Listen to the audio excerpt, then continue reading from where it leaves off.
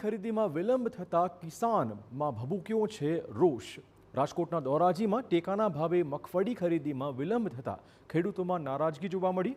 9મી નવેમ્બરથી ટેકાના ભાવે મગફળીની ખરીદી કરવાની જાહેરાત કરાઈ હતી, પરંતુ મગફળીની ખરીદી શરૂ ન થતા ખેડૂતોમાં આક્રોશ છે। મહત્વપૂર્ણ છે કે કમોસમી વરસાદના કારણે પાકમાં નુકસાની વેઠવાનો ખેડૂતોને વારો આવ્યો છે। ખેડૂતોની માંગ છે કે વિલંબ કર્યા વગર મગફળીની ખરીદી સરકાર કરી લે, જેથી ખેડૂતો ચિંતામુક્ત થઈને આગામી સિઝન માટે ખેતી શરૂ કરી શકે।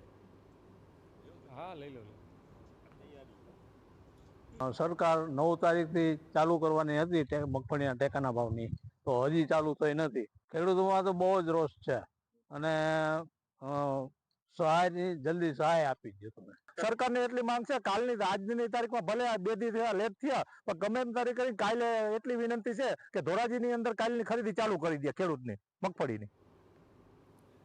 તો ટેકાના ભાવે મગફળીની ખરીદીમાં વિલંબ બાબતે ગુજકો માસોલના અધિકારીનું કહેવું છે કે ટેકનિકલ ખામીના કારણે ખરીદી શરૂ થઈ શકી નથી। ઓનલાઈન આઈડી પાસવર્ડ ન આવ્યા હોવાથી આ પ્રક્રિયામાં વિલંબ થયો છે। અધિકારીએ દાવો કર્યો હતો કે ટૂંક સમયમાં મગફળીની ખરીદીની પ્રક્રિયા શરૂ કરાશે।